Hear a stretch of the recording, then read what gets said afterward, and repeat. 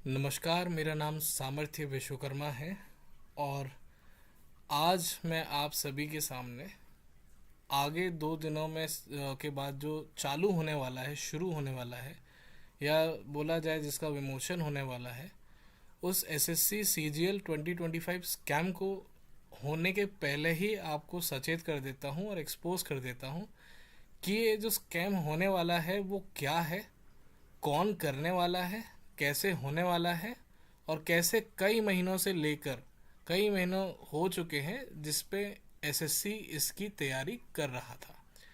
Scam होने के बाद आपकी सिचुएशन क्या होगी, आपको कितनी दिक्कतों का सामना करना पड़ेगा, किन किन दिक्कतों का सामना करना पड़ेगा और उसको वो दिक्कत ना हो उसको लेकर एसएससी पहले क्या कर सकती थी, वो सारी चीज़ें मैंने अपनी इस पीपीटी में कवर करके रखी हैं। ये जो वीडियो है, एक एस्पिरेंट वो जो सीजीएल का एग्ज़ाम लिखने जा रहा है 12 से लेके आगे तक, हर उस एस्पिरेंट के लिए ये वीडियो देखना बहुत ही ज़्यादा ज़रूरी है। क्योंकि सभी को पता है कि एसएससी में इश्यूज होंगे, पर किस क्या क्या इश्यूज होंगे वो जानना, दिमाग में रखना और उस इशू के होने के बाद कैसे क्या एक्ट करना है या किस तरह से आप अपने रिलीफ की तरफ राइट कदम बढ़ा सकते हो जस्ट आफ्टर द एग्जामिनेशन, ये सारी चीज़ें मैं इस वीडियो में कवर करने वाला हूँ। तो हर एस्पिरेंट तक ये वीडियो ज़रूर पहुँचाएं, क्योंकि हो सकता है कि एक छोटा कदम उस एस्पिरेंट का एक अटेम्प्ट बचाने में हेल्प कर सकता है। ये वीडियो मैं आज बना रहा हूँ 25 के सीजीएल के पहले। अगर ये वीडियो मैंने खुद देख ली होती 24 का सीजीएल देने के पहले, तो आज मेरे हाथ में कोई करेक्ट जॉब होती एसएससी सीजीएल की। तो ये सीजीएल का ये जो वीडियो मैं बनाने वाला हूँ, ये मैं अपने एक्सपीरियंस के साथ बना रहा हूँ। 100% सच है, जो भी इस वीडियो में है वो सच है। आपके साथ ये सारी चीज़ें होने वाली हैं। कैसे होने वाली हैं, क्या रीज़न है, कब से इसकी प्लानिंग चल रही है और एसएससी ने क्या नहीं किया, ये सारी चीज़ें कवर्ड होंगी। चलिए इस वीडियो को स्टार्ट करते हैं। सबसे पहले जो स्कैम आपके साथ होने वाला है वो ये है कि भाई, जो सेंटर थे, एग्ज़ाम सेंटर थे, जो एसएससी के एग्ज़ाम सेंटर अभी होने वाले हैं, सीजीएल की भी बात कर रहा हूँ, उसके साथ सिलेक्शन फेज़ की भी बात कर रहा हूँ, उसके साथ में स्टेनो की भी बात कर रहा हूँ, जितने भी एसएससी एग्ज़ाम्स अभी हो चुके हैं 2025 में जून के बाद, उन सभी की बात कर रहा हूँ। होता यह है कि एसएससी एग्ज़ाम कंडक्ट करवाने के लिए एक नए वेंडर का चुनाव करता है, जो भी उसकी ड्यू प्रोसेस है उसके साथ। बट जो बिड जीतता है और जिसको वो पूरा रोल दिया जाता है, उस बॉडी के पास अगर देखा जाए तो टेक्निकली साउंड भी नहीं होती है और उनके खुद के अपने पास सेंटर भी नहीं होते हैं। तो जादुई तरीके से सेंटर बनाए तो जा नहीं सकते, इंफ्रास्ट्रक्चर खड़ा किया नहीं जा सकता।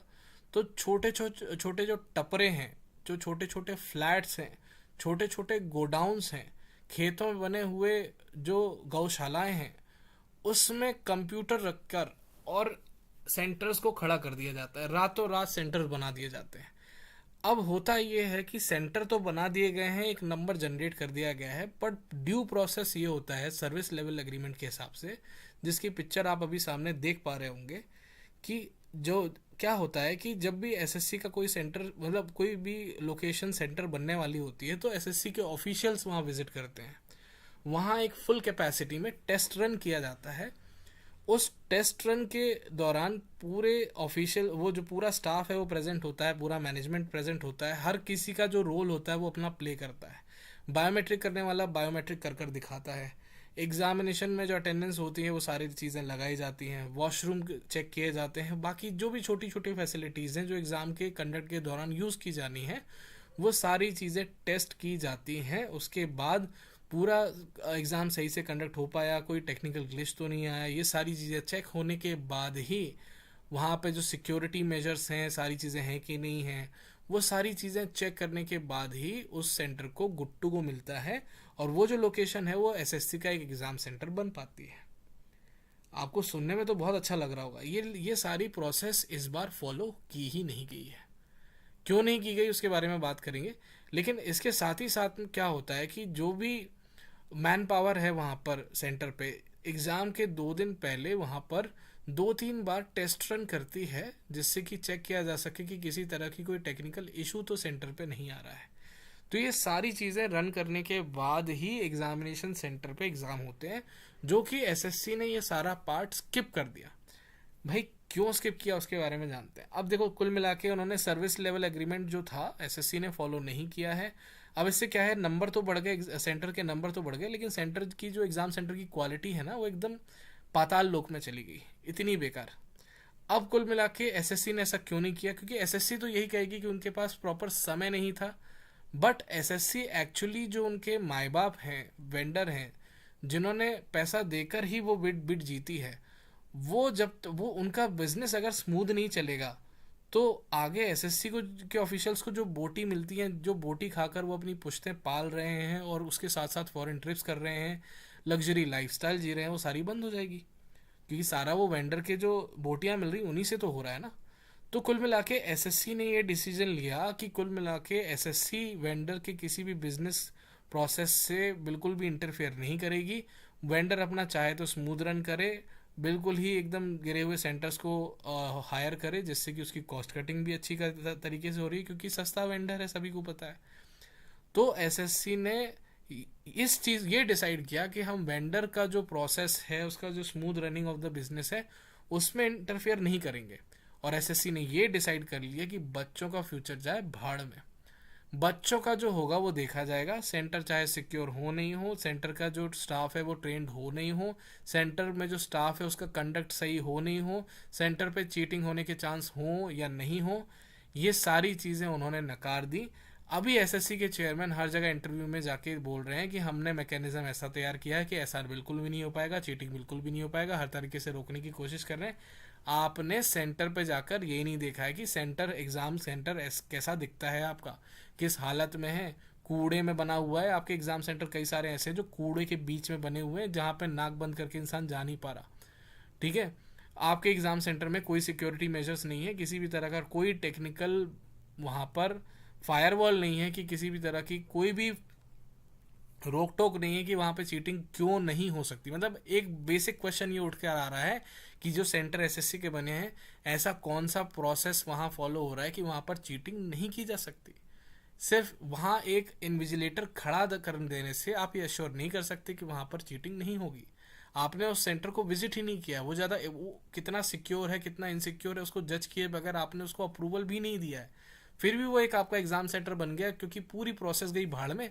क्योंकि बच्चों के एग्जाम कैसा जाता है, बच्चों के फ्यूचर से तो आपको मतलब नहीं, आपको अपने वेंडर का जो बिजनेस है वो स्मूथ रन करना था। आपको एसएससी के ऑफिशियल्स को ये समझना पड़ेगा कि उनकी जिम्मेदारी बच्चों की तरफ ज़्यादा है, उनको भड़वागिरी नहीं करनी चाहिए वेंडर्स की, जस्ट बिकॉज कि वो दो बोटी डाल देते हैं जब भी बिडिंग होती है, या उनके वो खर्चे उठा लेते हैं। ये सारी चीज़ें उनको सोचनी पड़ेगी। ये बहुत बड़ा स्कैम है जो इस समय बच्चों के साथ हुआ है। बाकी कोई इस पर ध्यान नहीं दे रहा है कि एक्चुअली जो सेंटर की हालत ख़राब है वो क्यों है, क्योंकि एसएससी को जो सही करना चाहिए था वो उन्होंने एसएससी ने अपना काम सही से नहीं किया है। दूसरी चीज़, अब कुल मिला के उन्होंने जेपटाइज कर दिया है बच्चों के भविष्य को, कि भाई सेंटर जैसा भी होगा बच्चे हैंडल कर लेंगे, जो भी जैसा भी एग्ज़ाम होता है, जहाँ चीटिंग होती है, पकड़ाई जाती है तो ठीक है, हम मान लेंगे पकड़ी गई है, नहीं पकड़ाई जाती है तो राधे राधे। अब कुल मिला के इसका इम्पैक्ट क्या पड़ता है कि जब बच्चा वहाँ सेंटर पे जाता है तो उसे बहुत सारी दिक्कतों का सामना करना पड़ता है। सेंटर तैयार नहीं है एग्ज़ाम कंडक्ट करवाने के लिए, क्योंकि वहाँ के लोगों को एग्ज़ाम कंडक्ट करवाते आता नहीं, कभी उन्होंने जीवन में एग्ज़ाम कंडक्ट करवाया नहीं होता है। रीलें बन रही हैं, लड़कियाँ रीलें बना रही हैं, जो इन्विजिलेटर है वो सिगरेट पी रहे हैं। ठीक है, ये सारी चीज़ें वहाँ देखनी पड़ती हैं। स्टैंडर्ड जो होता है स्टेशनरी का वो बहुत ख़राब होता है। हार्डवेयर जो है सॉफ्टवेयर हैंडल करने लायक ही नहीं होता है, बहुत सारे ग्लिचेस देखने को मिलते हैं, माउस बार बार चेंज हो रहा है, बच्चे का सिस्टम भी बार बार चेंज किया जाता है। जो भी सेंटर है उसमें उनमें से जो स्टाफ है उनको कोई भी ट्रेनिंग नहीं है कि किसी भी तरह का को जो प्रोसेस है कि भाई पहले ये करवाना है, पहले ये स्टेप है, बायोमेट्रिक अटेंडेंस है, ये सारी चीज़ें उनको कुछ भी आइडिया नहीं है। वो खुद भी सरप्राइज में होते हैं कि क्या हो रहा है, बच्चे खुद भी सरप्राइज होने में कि और में रहते हैं कि क्या होने वाला है। उनको ना कोई सेंस ऑफ रिस्पॉन्सिबिलिटी है। अगर कोई भी प्रॉब्लम आ जाती है तो उसके रिड्रेसल के लिए वहाँ पर कोई भी डेस्क नहीं है, कोई भी एक ऐसा बंदा नहीं है जिसको रिड्रेसल का पूरा प्रोसेस पता हो या रिड्रेसल देने को तैयार हो। अगर कोई इशू हो जाता है तो उस सेंटर पे कोई भी ऐसा बंदा नहीं है जो आगे आकर ये बोलेगा कि हाँ चलो आपको ये इशू हुआ था, मैं आपको राइटिंग में एक्नॉलेज करके देता हूँ। बल्कि उसके जगह पर क्या हो रहा है, क्योंकि उनको ज़्यादा आइडिया नहीं है, तो वहाँ का जो स्टाफ होता है या जो बाउंसर्स होते हैं वो बच्चे को मैन हैंडल करते हैं। ये सारी प्रॉब्लम जो आपको देखने मिल रही है वो केवल एसएससी के ऑफिशियल्स की भड़वागिरी के कारण देखने मिल रही है। क्योंकि वो वेंडर जो है, वेंडर को कस कर उसका जो काम है वो सही से करवा नहीं पा रहे हैं। वेंडर का वो जो काम है सही सेंटर्स चुनना और उस पर सही से एग्जाम कंडक्ट करवाना, सही से ट्रेनिंग करवाना, जो कि वेंडर सिर्फ मनी मिंटिंग में लगा हुआ है। वेंडर का जो पूरा फोकस है वो ये है कि एग्ज़ाम सेंटर का नंबर दिखा दिया जाए, वहाँ पे एक दिन एग्ज़ाम का बोर्ड लग जाए कि एग्ज़ाम आज होना है, एग्ज़ाम का बोर्ड लगे, बच्चे अंदर आए, एग्ज़ाम देके बाहर चले जाएं। उसके पहले जो ट्रेनिंग होती है उसका कोई ख्याल नहीं है, उसमें जो सेफ्टी सिक्योरिटी मेजर्स होते हैं उसका कोई ख्याल नहीं है, उसका जो अप्रूवल होता है उस एसएससी के द्वारा वो भी कोई ख्याल नहीं है, ना ही उसमें कोई मॉक टेस्ट ड्रिल करी जानी, क्योंकि उसमें जब भी मॉक टेस्ट ड्रिल होगा लो स्टाफ को बुलाना पड़ेगा, उसकी पेमेंट करनी पड़ेगी। तो ये सारी जिम्मेदारी किसकी है? अब मैं वेंडर के पास थोड़ी जाऊंगा कि वेंडर अब तुमने अपना अच्छे अच्छे से काम नहीं किया है, मैं तो फॉर्म तो एसएससी का भरा है ना, तो मेरी जो रिक्वेस्ट होगी या मेरा जो क्वेश्चन होगा एसएससी से होगा ना। तो ये सारा जो स्कैम आपके साथ हो रहा है पहला वाला, क्योंकि आगे भी बहुत लंबी लिस्ट है, तो इसका पूरा रिस्पॉन्सिबल एसएससी ही है। आगे बढ़ते हैं। अब कुल मिला के सेंटर ऑडिट नहीं है तो एसएससी क्या कर सकता है? एसएससी से रो सकता है, क्योंकि उसके अलावा वो कुछ कर नहीं सकता। समय रहते उन्होंने अपने सेंटर्स को ऑडिट नहीं किया और उनको एसएससी सेंटर्स को कहीं भी अप्रूवल नहीं दिया। जो वेंडर ने चाहा, वेंडर ने अपने हिसाब से कूड़े घर को भी अगर देखा जाए तो सेंटर बना लिया है। अब कुल मिला के एसएससी का चेयरमैन आके कहता है ऑनलाइन कि भाई कोई भी दिक्कत होगी तो पीनलाइज करेंगे, क्वेश्चन में दिक्कत होगी तो पीनलाइज करेंगे, सेंटर में गड़बड़ी होगी तो करोड़ों का पेनल्टी लगाएंगे। उसका बाप भी नहीं लगा सकता। एसएससी ने जो ऑडिट कंडक्ट नहीं किया है उसके कारण अगर कोई इशू फेस कर रहा है, वेंडर ने तो बोला था कि आप ऑडिट कर लेना, हम तो सेंटर बना रहे हैं, आपने जाके ऑडिट नहीं किया, भले यार कोई बात नहीं, हमें तुम पे भरोसा है। अब उसके बाद जब पेनल्टी लगने की बारी आएगी तो वेंडर पे पेनल्टी लगाना इतना आसान है क्या, जब तुमने खुद का अपना जो ऑडिट करना चाहिए था वो नहीं किया है।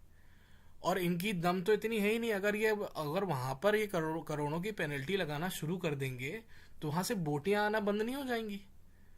तो एसएससी के चेयरमैन की गांड में इतना दम ही नहीं है कि कुल मिला के वो पेनल्टी लगा सके या कोई भी ऑफिशियल किसी भी वेंडर पे पेनल्टी लगा सके।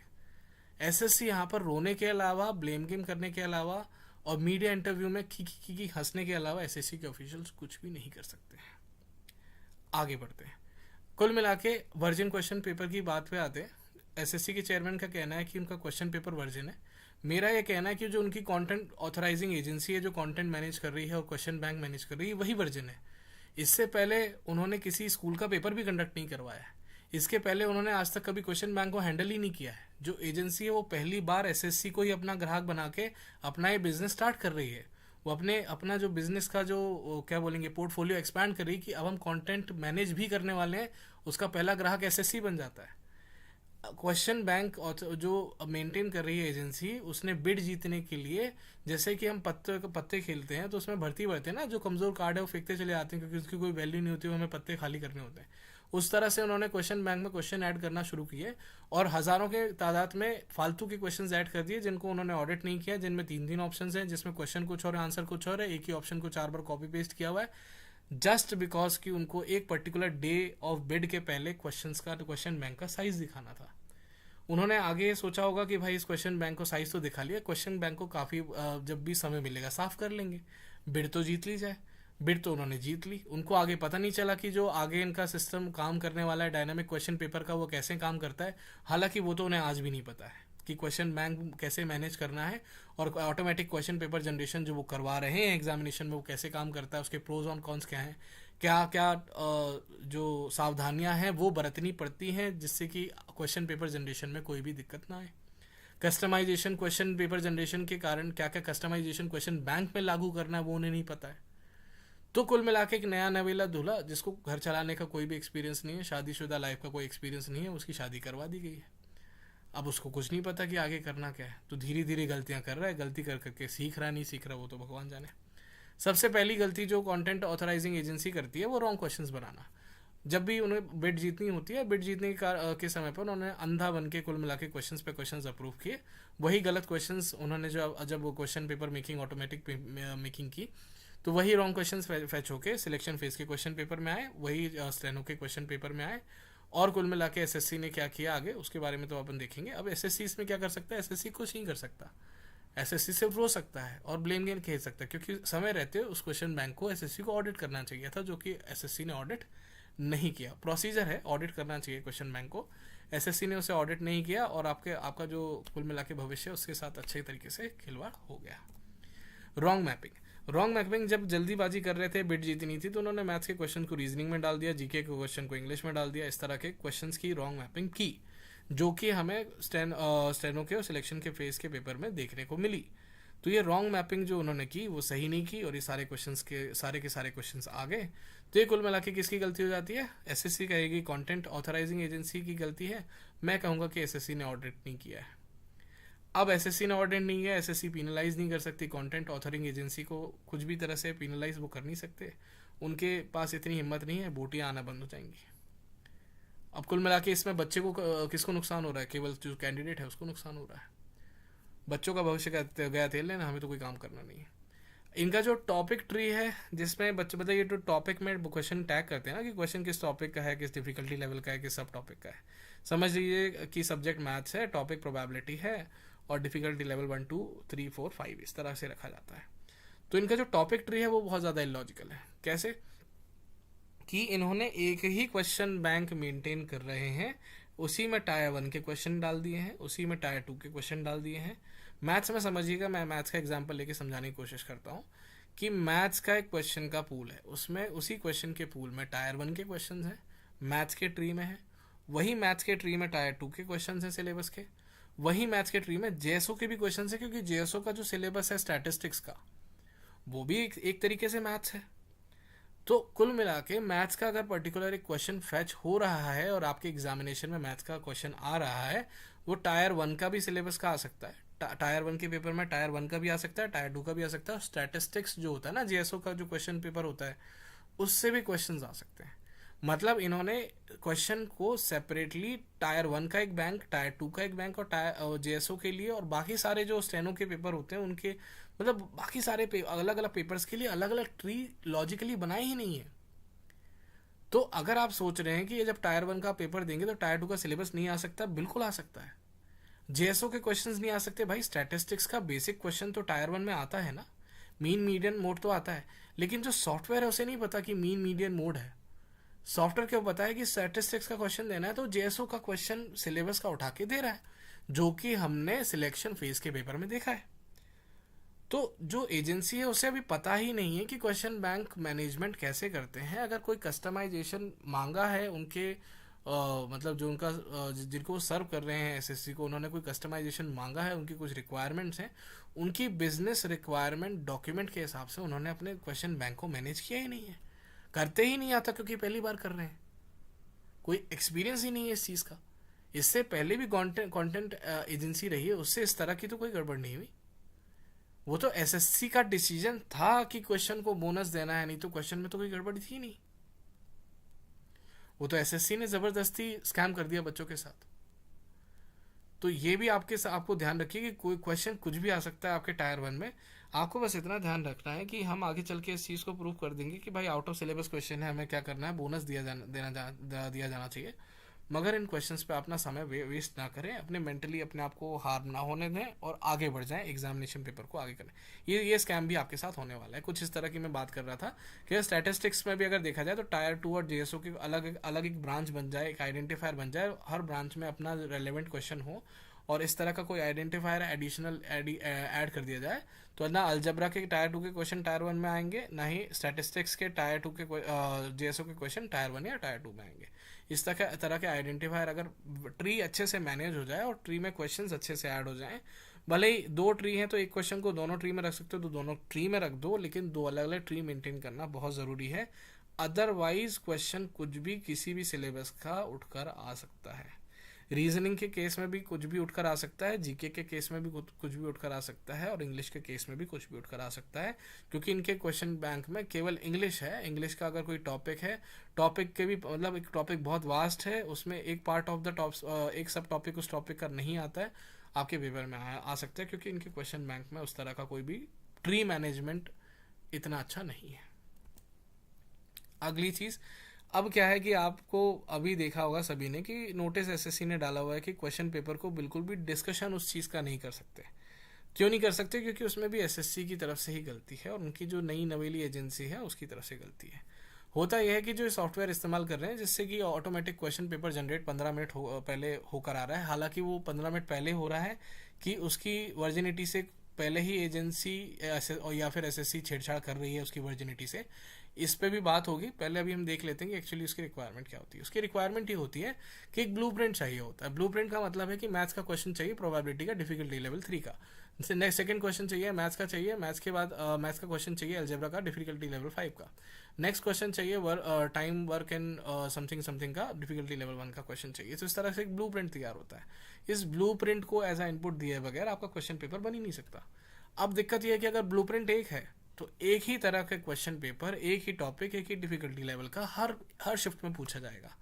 तो एसएससी ने मेहनत बचाने के लिए मैक्स टू मैक्स 3 या तो 1 2 3 4 5 ब्लूप्रिंट बनाए होंगे।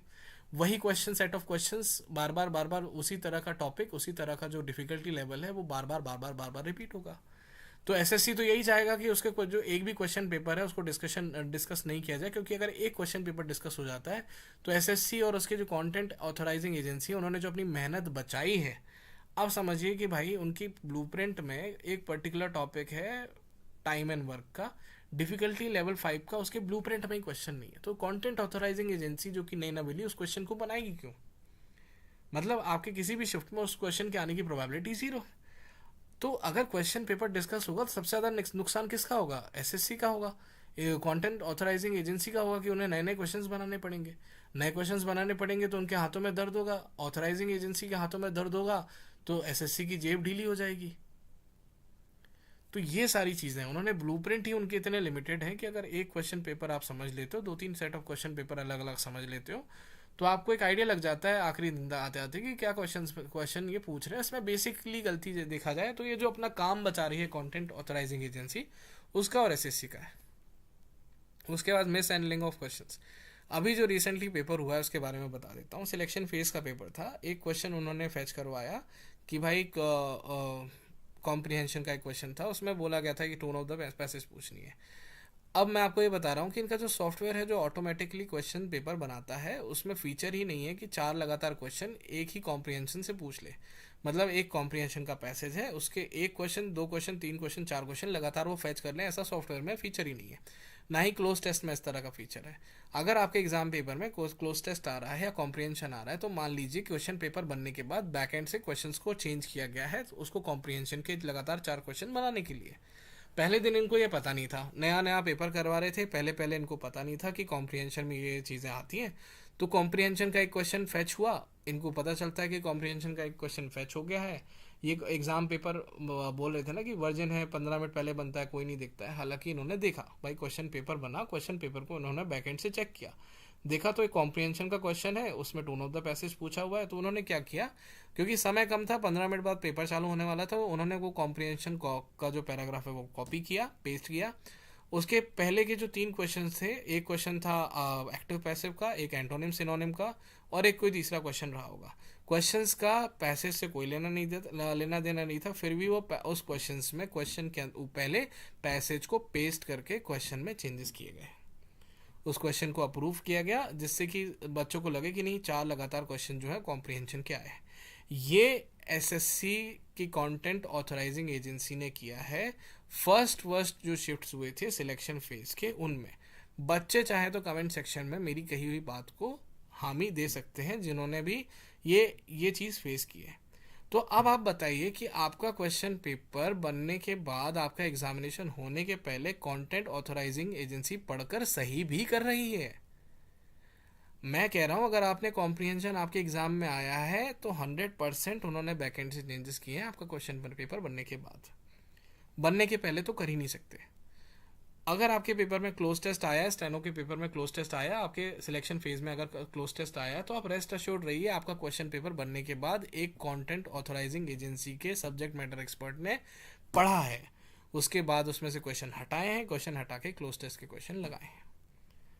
तो वर्जिनिटी नहीं रही आपके क्वेश्चन पेपर में, ये बात आप रेस्ट अश्योर्ड रहिए। आप एग्जाम कोर्ट में भी जाके प्रूफ कर सकते हैं, उसका जो एडिट हिस्ट्री होगा, ऑडिट ट्रेल होगा, उससे सारी चीज़ें पता चल जाएंगी कि कितनी वर्जिन दुल्हन थी कंटेंट ऑथराइजिंग एजेंसी के द्वारा बनाई गई।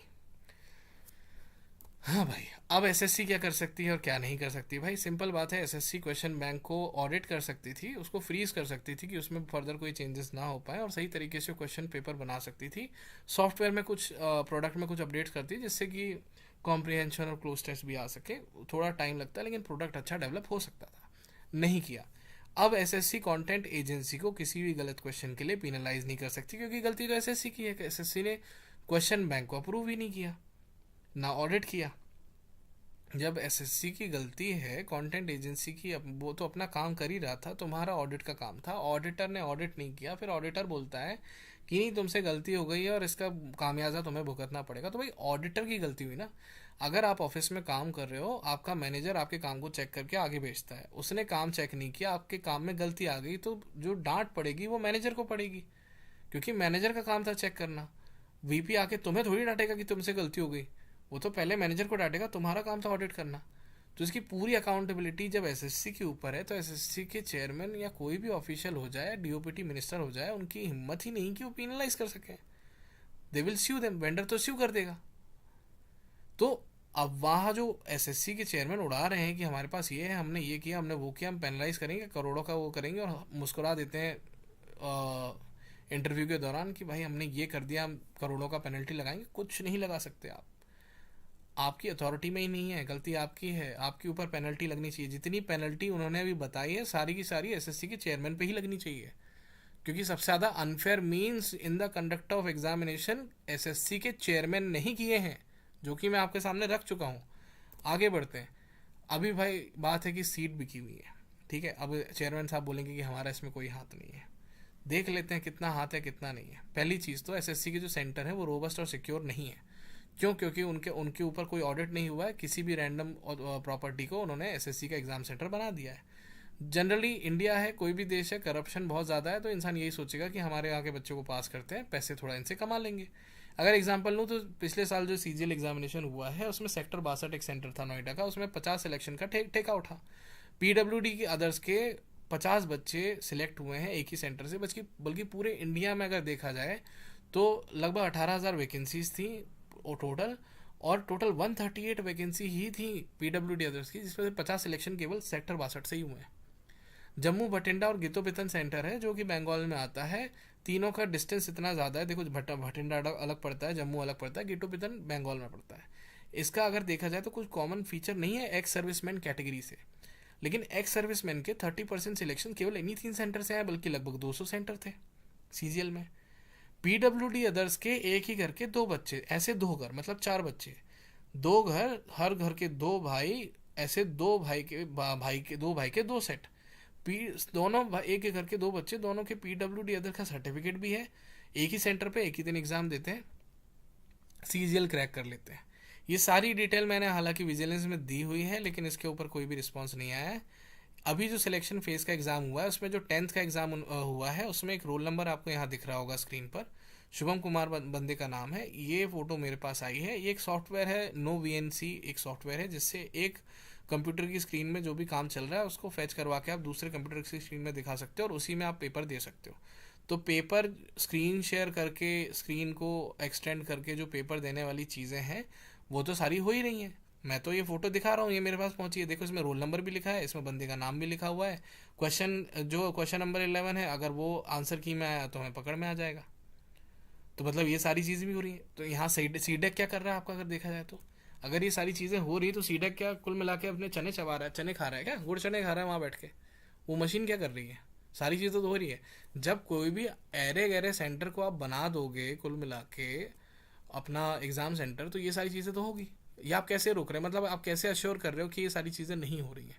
मुंह मत चलाइए, कुछ ऐसी चीज़ दीजिए जो एक्चुअली कोर्ट में भी एडमिसिबल हो, आप कोर्ट में भी प्रूफ कर पाओ।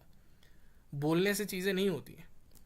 अब आती है बात, जो बच्चों के साथ स्कैम हो रहा है वो है जुडिशियल रिव्यू का। चलो ये सारी चीज़ें तो एसएससी कर रही है। एसएससी एक और स्कैम बच्चों के साथ कर रही है कि जब भी कोई बच्चा है उसे कोई प्रॉब्लम होती है और वो एसएससी के पास जाता है कि इस प्रॉब्लम के कारण मैं पास नहीं हो पाया, मेरा सिलेक्शन नहीं हो पाया, इसमें आपकी गलती थी या किसी भी रैंडम पार्टी की गलती थी, वेंडर की गलती थी, तो एसएससी उसे ढकेल देता है, जा बेटा कोर्ट से ऑर्डर लेके आ। अब वो बच्चा मारा मारा फिरता है, पहले वो कैट जाता है, सेंट्रल एडमिनिस्ट्रेटिव ट्रिब्यूनल जाता है, जहाँ तक ज़्यादातर जो कि एसएससी के फेवर में ही डिसीजंस देते हैं, मैंने खुद देखा है।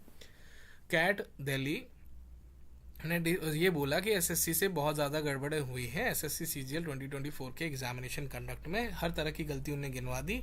उसके बाद बोला कि भाई गलती तो हुई है लेकिन हम बच्चों को कोई रिलीफ नहीं दे सकते। तो उतने हम लोगों ने महीनों पैसा खर्च किया, इतना टाइम खर्च किया, सारा चीज़ें इन्वेस्ट की, इतने सारे लोगों का पैसा लगा, टाइम लगा, हर चीज़ लगा, वकील की इतनी मेहनत लगी, वो केवल ये सुनने के लिए नहीं, हाँ गलती तो हुई है लेकिन हम कोई रिलीफ नहीं दे सकते। खैर ये तो मतलब हमारा क्या बोलेंगे, दुर्भाग्य है जो हमें इस तरह की जुडिशरी मिली हुई है इंडिया में। अब कुल मिला के देखा जाए तो कुल मिला के बच्चा इस तरह के पहले कैट में 6 महीने लगाएगा, 1 साल हाई कोर्ट में लगाएगा, 4 साल सुप्रीम कोर्ट में लगाएगा। सुप्रीम कोर्ट में जब बच्चा जाएगा तो उसकी कुल मिला के कोई भी हियरिंग नहीं होगी, मतलब डेट पर डेट बढ़ती रहेगी। सुप्रीम कोर्ट आखिरी में ये बोल देगा कि यार ये मैटर इतना इंपॉर्टेंट नहीं लग रहा, इसको आगे खिसका दो। और कुत्तों के बारे में कि भाई कुत्तों को क्या बोलते हैं, अलग स्ट्रीट डॉग्स के साथ प्रिवेंटिव एक्शन होना चाहिए कि नहीं होना चाहिए, उन्हें सही जगह भेजा जाना चाहिए, ये बहुत ज़्यादा इंपॉर्टेंट पॉइंट ऑफ डिस्कशन है। उस पर उसी दिन ऑर्डर आ जाता है, करेक्टिव ऑर्डर अगर आना था सुप्रीम कोर्ट से, जिस दिन एसएससी के कैंडिडेट्स को ये बोल दिया जाता है नहीं भाई आपका मैटर इतना इंपॉर्टेंट नहीं, इसको आगे खिसका दिया जाए। इस तरह का जुडिशियल सिस्टम इंडिया में है। तो ये कुल मिला के एसएससी का काम यही है कि आप कभी भी एसएससी के पास जाओगे तो वो सबसे पहले बोलेगी हाँ हमें पता है गड़बड़ है पर हम नहीं सही कर सकते, आप जाओ कोर्ट से ऑर्डर लेके आओ। हाँ, करोड़ों रुपए साल में, करोड़ों रुपए कई सारे बच्चों का, कई सारे टीचर्स का खर्च होता है केवल इसलिए क्योंकि एसएससी कोई करेक्टिव एक्शन ले सकता है बट वो नहीं लेता है, और वो अपने करेक्शंस नहीं लेना चाहता है, और वो चाहता है कि मतलब बच्चे और जो भी जिसको भी रिलीफ चाहिए वो कोर्ट की तरफ जाए, क्योंकि इससे गलत एसएससी अगर अपनी गलती मान लेगी तो वो छोटी हो जाएगी। बहुत सिंपल सी बात है। तो इस जुडिशियल रिव्यू के स्कैम में भी आप फंसने वाले हैं, क्योंकि मैं तो फंस चुका हूँ, मैं फिर से फंसने वाला हूँ। जब 25 का पेपर होगा मैं तो केस करने के लिए रेडी बैठा हूँ, जिस दिन एग्जामिनेशन सेंटर से बाहर निकलूंगा पहले मैं कोर्ट ही जाऊँगा। ठीक है, अब कुल मिला के आरटीआई जैसी कोई चीज़ एसएससी के मल्टीवर्स में एग्जिस्ट नहीं करती। आप उनको आरटीआई बोलोगे कि भाई आरटीआई ये है, मुझे ये डेटा चाहिए, पर्टिकुलर केस से रिलेटेड ये डेटा है, मुझे चाहिए, केस में काम आएगा या पर्सनल यूज़ के लिए भी काम आएगा, जस्ट क्योंकि मुझे जानना है, मुझे पता चाहिए ये डेटा। एसएससी वो डेटा देगी नहीं, या तो वो डेटा उसके सीपीआईओ मेंटेन नहीं करता है, या तो कोई एक्ट होगा जिसके कारण वो आपको डेटा शेयर नहीं कर सकते, या तो उससे नेशनल सिक्योरिटी का कुछ मामला बन जाएगा जिससे वो आरटीआई से कुल, या तो किसी बच्चे की एकदम बिल्कुल आप जो प्राइवेसी है उसको छिन्न भिन्न करने लायक कुछ डेटा मांग लोगे। तो कुछ ना कुछ उनके पास रीज़न, मतलब उनके एसएससी के जो सीपीआईओ हैं उनकी एक अलग से ट्रेनिंग हुई है कि कैसे कैसे रीज़न आप दे सकते हो कि आरटीआई में आपको डेटा नहीं देना है। एसएससी का स्टैंड ये है, पहले तो आप जुडिशियल रिव्यू की तरफ जाओ, उसके बाद आप आरटीआई की तरफ जाओ। आरटीआई में जब जुडिशियल रिव्यू के लिए आपको सपोर्टिव डॉक्यूमेंट के लिए आरटीआई करोगे, आरटीआई में फर्स्ट अपील करो, सेकंड अपील करो, कोर्ट में जाओ, आरटीआई का केस लड़ो, उसमें 1 साल 2 साल लगाओ। वहाँ से आरटीआई के लिए जब बोल देंगे कि एसएससी आप आरटीआई के लिए आप डेटा दे दो, तो अभी एसएससी इतना सीरियस नहीं लेती कोर्ट के डिसीजंस को। हाई कोर्ट के डिसीजंस पड़े पड़े सड़ गए, इनके ऊपर कंटेम्प्ट ऑफ कोर्ट लगा रह गया, लेकिन अभी भी मैटर 1 साल हो चुका इस चीज़ को लेके कि कंटेम्प्ट ऑफ कोर्ट एसएससी के ऊपर लगा हुआ है। ना हाई कोर्ट ने कोई एक्शन लिया है, ना ही बच्चों को कोई रिलीफ मिला है, और ना ही सुप्रीम कोर्ट ने अर्जी अभी तक बच्चों की सुनी है। साल भर बीत चुका है इस चीज़ को, तब भी आपको आरटीआई से कोई भी डेटा जो आपको चाहिए वो नहीं मिलेगा। हमने केवल ये डेटा मांगा था कि 2 दिन आपने पेपर करवाया, 18 जनवरी और 20 जनवरी 2025 को। इन्होंने क्या किया, 18 जनवरी वाले बच्चों को पास कर दिया, 20 वाले जनवरी वाले बच्चों को बहुत कम पास किया। मतलब देखा है तो एक बच्चा का जनवरी 20 से पास है तो 2 बच्चे जनवरी 18 से पास हैं। एक्स सर्विसमैन में अगर एक बच्चा जनवरी 20 से पास है तो 7 बच्चे 18 जनवरी से पास हैं। इतना ज़्यादा ऊपर नीचे था। तो मैंने एग्जैक्ट डेटा के लिए आरटीआई लगाई। इनका कहना है कि ये डेटा हम मेंटेन ही नहीं करते। भाई 2 दिन पेपर करवा रहे हो, जितने बच्चे पास हुए उनका अगर डेट वाइज बाइफरकेशन करके नंबर जनरेट करके दे दो, कि मैं सब बच्चों का डेटा भी नहीं मांग रहा, एकदम नंबर बता दो, वो इनके पास नहीं है, क्योंकि इससे इनका नॉर्मलाइजेशन फॉर्मूला गलत प्रूफ हो जाता है। वो डेटा ये देने से मना कर देते हैं। इसके अलावा भी हमने बहुत सारे डेटा मांगा कि भाई एक्स सर्विसमैन का डेटा दे दो, कि भाई इस दिन कितने हुए सिलेक्ट, इस दिन कितने हुए, क्योंकि 1:7 का रेशियो बैठ रहा था हमारे पास जो डेटा था उस चीज़ को लेकर। वो इन्होंने नहीं दिया। ठीक है, कुछ बच्चे इन्होंने पास कर दिए, उसका कोई एक्सप्लेनेशन नहीं दे रहे कि वो किस कैटेगरी के हॉरिजॉन्टल कैटेगरी में पास हुए, उसका एक्सप्लेनेशन ही नहीं दिया है। उन बच्चों की एज निकल चुकी है तब भी उनको उन्होंने पास किया। 3 रोल नंबर मेरे पास ऐसे रखे हुए हैं। 133 रोल नंबर ऐसे हैं जो कि इन्होंने प्रीलिम्स में पास नहीं थे, मेंस में बैठा दिए। उन बच्चों को फेल डिक्लेयर किया और अभी तक उनकी मार्कशीट भी उनके पास नहीं। मतलब हम फेल हुए, हमारे पास मेरी मार्कशीट है, मतलब जो बच्चे पास हुए वो उनके पास वो मार्कशीट है, लेकिन वो 133 बच्चों के पास उनकी मार्कशीट नहीं है कि वो फेल कैसे हुए। पहले तो वो पास कैसे हुए प्रीलिम्स में, जब पास ही नहीं थे तो मेंस में कैसे बैठे, प्रीलिम्स में फेल होके मेंस में बैठे, मेंस में बैठने के बाद पेपर में फेल हुए, उनके पास उनकी मार्कशीट ही नहीं है। आरटीआई से डेटा मांगो तो उनके पास है ही नहीं। अब कुल मिला के बचती है ग्रीवांस। ग्रीवांस एक पीजी पोर्टल होता है, वहाँ पे इंसान को अगर दिक्कत होती है सरकारी किसी भी महकमे के खिलाफ, तो वो जाके ग्रीवांस फिल करता है। उनके लिए ग्रीवांस एक ऐसा कागज़ है जिसके ऊपर वो नमकीन रख के, फल काट के या पोहा रख के खाते हैं। उनके लिए कुल मिला के वो मैटर ही नहीं करती। उनके लिए ग्रीवांस का एक ही मतलब होता है, प्रिंट आउट को डिस्पोज ऑफ कर दो। जब तक कि आपने अपनी ग्रीवांस किसी लॉयर से ना लिखवाई हो, या किसी प्रोफेशनल से ना लिखवाई हो, या आपने इस तरह के कुछ सीरियस प्रूफ अटैच ना किए हो कि नहीं अब तो तुम कोर्ट में मारे जाओगे, पीटे जाओगे, तब तक वो आपके ग्रीवांस में कभी भी रिस्पॉन्स नहीं देंगे। अब मैंने इनकी नब्ज पकड़ ली है, ग्रीवांस लिखना मुझे आ गया, मैंने इनकी ट्रिक पकड़ ली है। अब जब भी मैं ग्रीवांस डालता हूँ कम से कम इनका आता है कि हाँ भाई तुम सही बोल रहे हो, तुम्हारी बात नोट कर ली जाती है, अगली बार जब हम कंप्लाई करेंगे तो हम अब आपकी बात को ध्यान में रखेंगे। इस तरह के रिप्लाई मैं हूँ इकलौता जिसके पास आते हैं, नहीं तो हजारों ग्रीवांस पड़े पड़े डिस्पोज ऑफ हो गई। स्टेनो वालों की हो गई, ठीक है, सिलेक्शन फेज वालों की हो गई। सही से ग्रीवांस लिखो, और ग्रीवांस लिख के भी लॉयर की तरह लिखो, जब इनको डराओगे कि तुम पे केस कर देंगे, तुम पे क्रिमिनल केस लगा देंगे, ये धारा के तहत लगाएंगे, जब तक मैं ये नहीं लिख देता ना कि ये डॉक्यूमेंट मैं कोर्ट में यूज़ करूंगा, तुम्हारे खिलाफ केस करूंगा, तब जब मैं ये लिख देता हूँ कि इस धारा के तहत चेयरमैन साहब आप पे एफआईआर कर दूंगा मैं, जब तक इस तरह की धमकी जो मैंने लिखकर पब्लिकली भी की है कि भाई मेरी जो आरटीआई मैंने जो ग्रीवांस भेजे वो पब्लिक डॉक्यूमेंट है, सबको दिए हैं मैंने कि हाँ मैंने डॉक्यूमेंट फिल किया है और मैंने फिल किया, उसके स्टेटस भी अपडेट दिया है, अटैचमेंट भी जो भेजी है, सारी चीज़, जब तक मैं लिख नहीं देता ना, जब तक उनका रिप्लाई नहीं आता है, उनके लिए आपका डॉक्यूमेंट मैटर ही नहीं करता। उनको केवल एक ही इंस्ट्रक्शन है, किसी भी तरीके से मना करो इसको कि हम नहीं कर सकते ये काम, आप कोर्ट की तरफ जाओ। कंक्लूजन ये है कि जब एक एग्ज़ाम देने जाओगे, क्वेश्चंस गलत होंगे, एसएससी बोलेगा इसकी गलती, वो बोलेगा इसकी गलती, कोर्ट में जाओगे, लड़ाई चलती रहेगी, आपके वो जो वैकेंसीज हैं वो फिल हो जाएगी, फिर एसएससी लगेगी रोने। उसके बाद क्या होगा, एग्ज़ाम मतलब और क्या होगा, एग्ज़ाम सेंटर का जो एक्सपीरियंस है वो आपको बहुत बेकार रहेगा, क्योंकि एसएससी के जो शुगर डैडी थे उनका बिजनेस सही से चलना चाहिए था, एसएससी ने नाक नहीं अड़ाई, अगर नाक अड़ाते तो उनका पैसा रुक जाता। बहुत सिंपल सी बात है, ऑफिशियल्स की जो जेब गर्म होती है वो रुक जाती। तो उन्होंने वो चीज़ सोची कि भाई अपना पैसा ध्यान रखा जाए, मतलब मटर पनीर पे फोकस करो वाली सिचुएशन हो गई कि क्या पर पड़ता है, मटर पनीर पे फोकस करो, तो उन्होंने मटर पनीर पे फोकस किया, आपके लग गए। अब एग्जामिनेशन सेंटर में कुल मिला के अब जो, क्योंकि जब एग्ज़ाम पास होने लगता है तो ऑफिशियल जो एसएससी के होते हैं वो गांजा फूकने लगते हैं ऑफिस के अंदर बैठे बैठे। तो उनको लगता है कि यार इस बंदे को अगर कुल मिला के आज इंडिया में एग्ज़ाम दे रहा है तो अब उसको यूएसए में एग्ज़ाम देना चाहिए। अचानक से क्या करते हैं, वो सेंटर ही चेंज कर देते हैं आपके। कुल मिला के आपके सेंटर चलते एग्ज़ाम में चेंज हो जाएगा। आपको कोई मैसेज नहीं आ रहा, आपको कोई ईमेल नहीं आ रहा, आपको कोई एसएमएस नहीं आ रहा, पीछे से धीरे से वेबसाइट के अंदर आप दोबारा खोलते हो तो आपका सेंटर अजमेर से लेह पहुंच चुका होता है।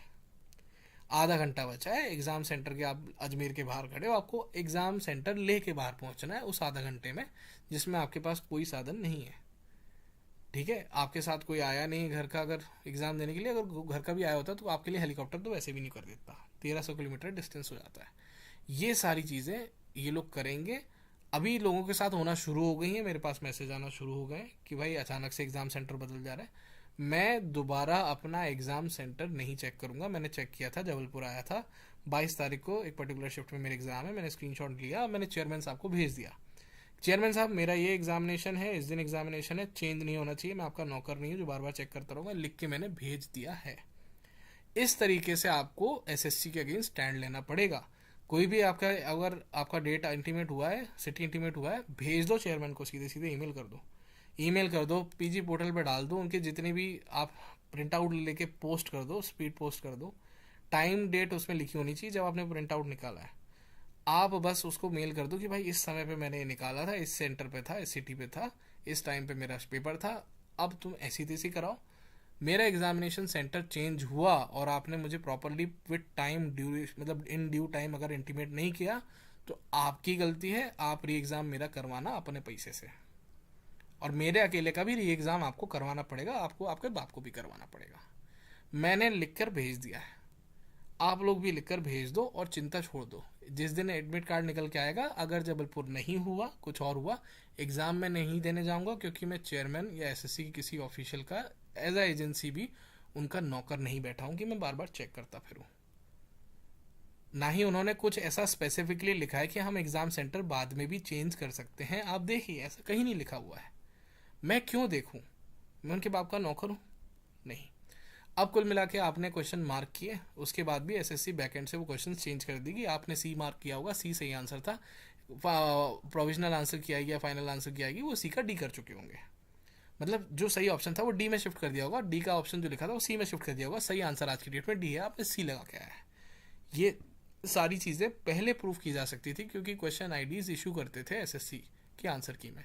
अब उन्होंने क्वेश्चन की आईडी इशू करना बंद कर दी है, जिससे कि उनकी ये गलती जो पहले भी कर रहे थे वो पकड़ी ना जा सके। उसके बाद एसएससी क्या करेगी? एक बच्चा उसका पास करना था, जो सॉल्वर था वो ठीक से पेपर नहीं दे पाया, एक क्वेश्चन दो क्वेश्चन में नंबर मिल जाते हैं तो वो बच्चा पास हो जाएगा।